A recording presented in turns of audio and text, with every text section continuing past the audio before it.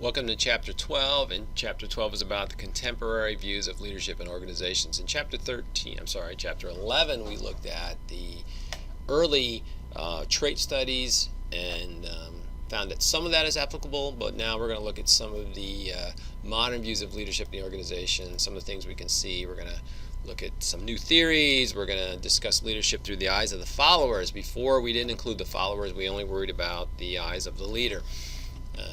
And we'll talk about the different styles of leadership and the changing nature of leadership. So first we're going to talk about some temporary situational leadership theories, and here's a few of them. And the first one we want to talk about is leader-member exchange. It's often abbreviated as LMX, leader-member exchange.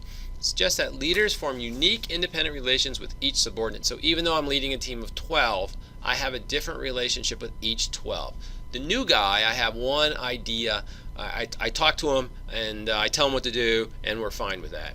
The veteran who's been with me a long time, who's my second in command, I talk to that person completely differently. So the idea that each superior-subordinate pair is termed as a vertical dyad. It's a linkage between each person and the leader.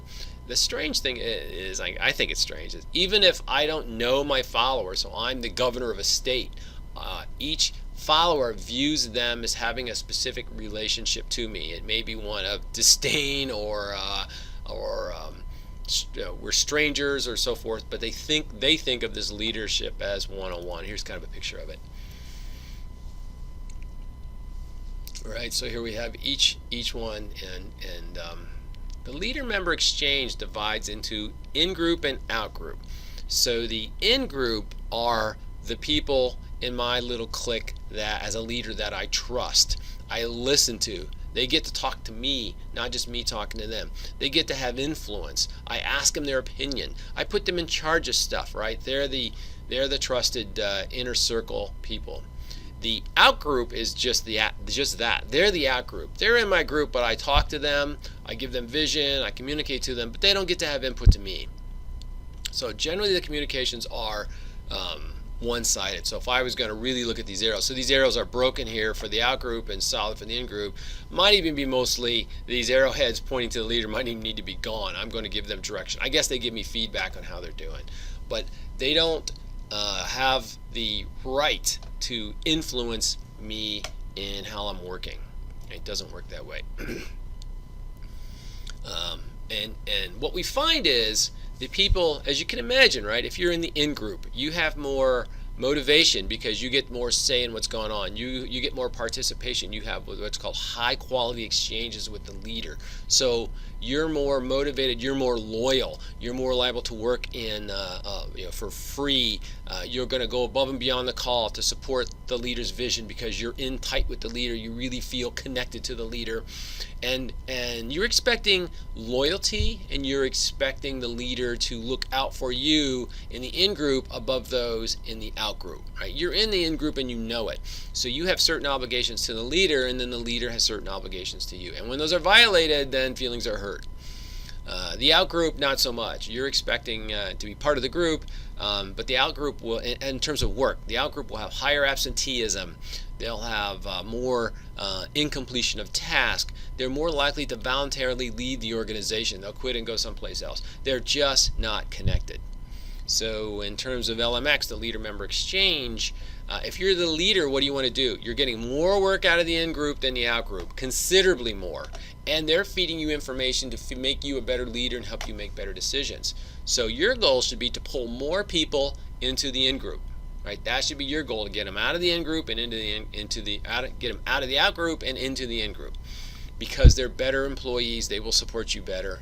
Right? It's better for you and the organization and the achievement of those goals.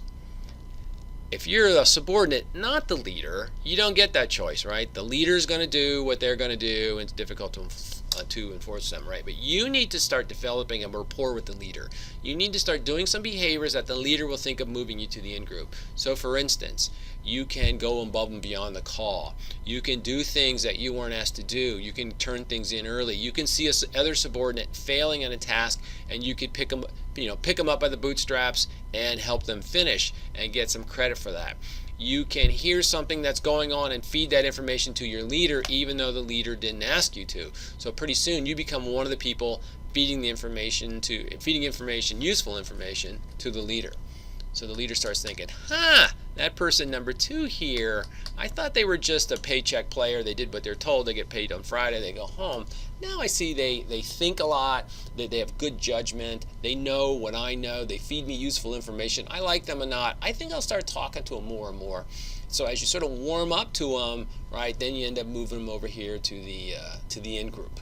And that should be your goal as an employee, because you're not going to get the good jobs. You're not going to get the good responsibilities. You're not going to get the accolades and all that come with it if you're in the out group. So you need to get yourself in the in group. So to do that, you need to work with the leader, help them achieve their goals. Show that you don't belong in the out group, you belong in the in group. Watch what they do, right, and do those behaviors. And don't wait. Do not wait. I've seen people do this. Do not wait till you're in the in group until you start exhibiting those behaviors. They won't put you in the in-group until after you exhibit those behaviors, so you need to do it as an out-group member. And you're thinking, but I don't get the rewards, I don't get the good jobs, I've been passed over for the high responsibility assignments and all that. Well, too bad, that's because you're in the out-group. You need to do things to get you in the in-group, then those things will start coming your way.